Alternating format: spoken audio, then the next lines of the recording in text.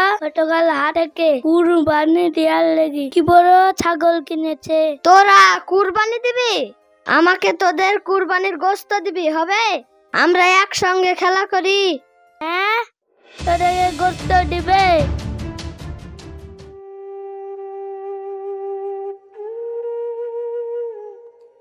তোর আব্বাকে বলবি ছাগল কিনে কুরবানি দিতে।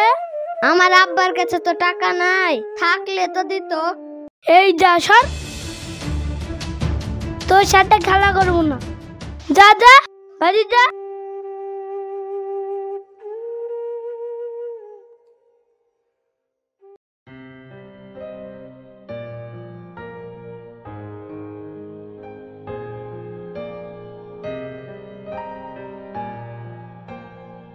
রিজওয়ান কোন দিকে যে যায়, ডেকেই পাওয়া যায় না।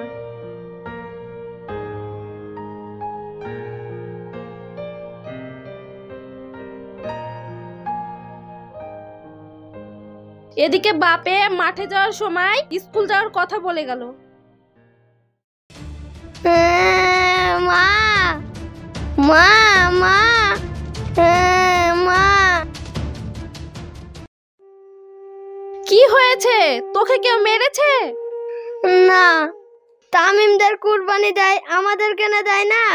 আব্বাকে বলবা, নাহলে আমি স্কুল যাব না। ঠিক আছে বাবা, তুমি স্কুল যাও। আজই তোমার বাবাকে হাটে যেতে বলবো।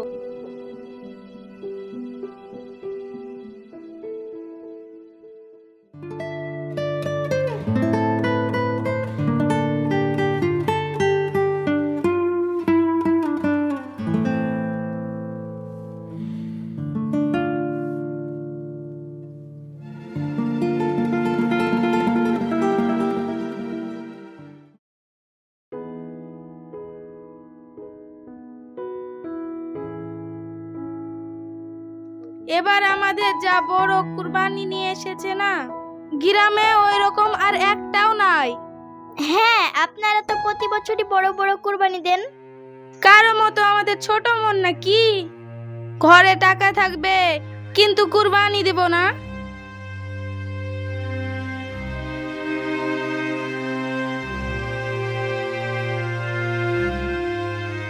দেখো দেখি কুরবানি দিচ্ছে, তাই আবার পাড়ায় পাড়ায় বলে বেড়াচ্ছে। হ্যাঁ, তুমি ঠিকই বলেছো। আজ সকালে আমার ছেলেকে ওর ছেলে কাঁদিয়েছে ওই সব বলে।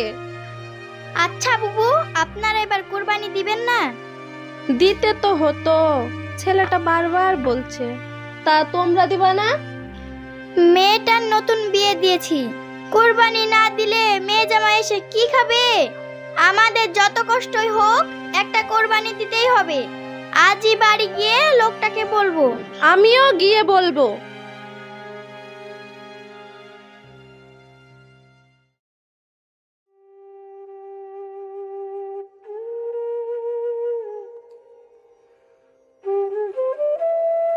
কি গো, কুরবানি কিনতে যাবা না?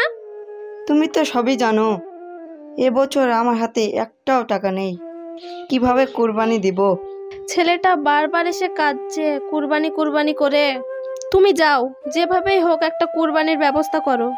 তুমি এটা কি কথা বলছো? আমি কিভাবে ব্যবস্থা করব? তুমি একটা কাজ করো, ওই গ্রামে ইলিয়াস শেখ বলে সুদে টাকা দেয়, ওর কাছ থেকে কিছু টাকা নিয়ে কুরবানি কিনোগা। পাট উঠলে শোধ করে দিবা। কথাটা তুমি খারাপ বলোনি, যাই গিয়ে দেখি।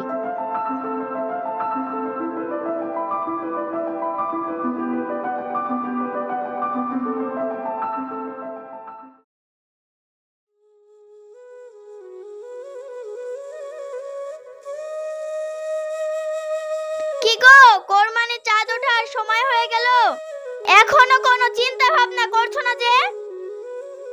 এবার মনে হয় কুরবানি দিতে পারবো না, মেয়ের বিয়েতে অনেক টাকা খরচ হয়ে গেছে।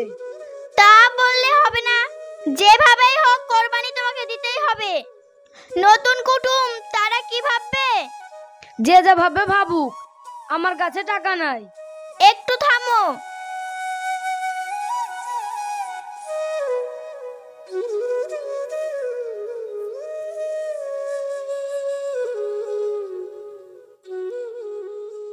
বুড়ি শ্বশুর বাড়ি যাওয়ার সময় এগুলো রেখে গিয়েছে। যাও বন্দুক দিয়ে একটা কুরবানি কিনে নিয়ে এসো।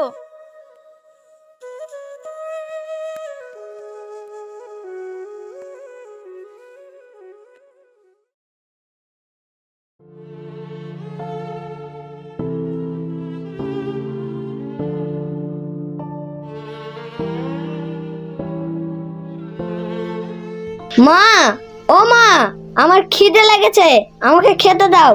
তুমি হাত মুখ ধুয়ে বসো, আমি খাবার নিয়ে আসছি।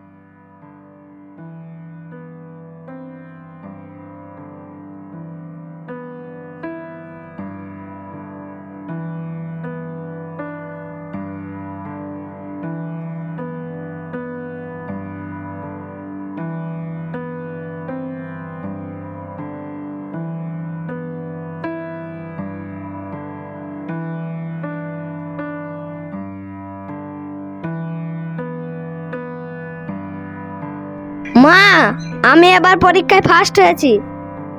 সত্যি বলছো? এবার ঈদে তোমাকে নতুন জামা কিনে দিব। না মা, আমাদের কোরবানি দাও না, আমি সবার মতো গোশত দিয়ে বেড়াবো। তোমার আব্বা হাটে গিয়েছে ছাগল কিনতে।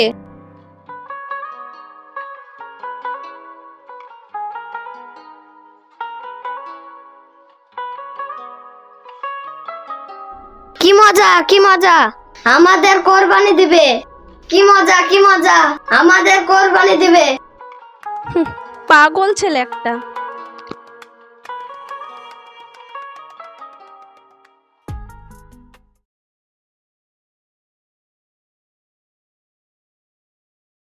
ভাবছিলাম এবার কোরবানি দেব না, তাও দিতে হলো।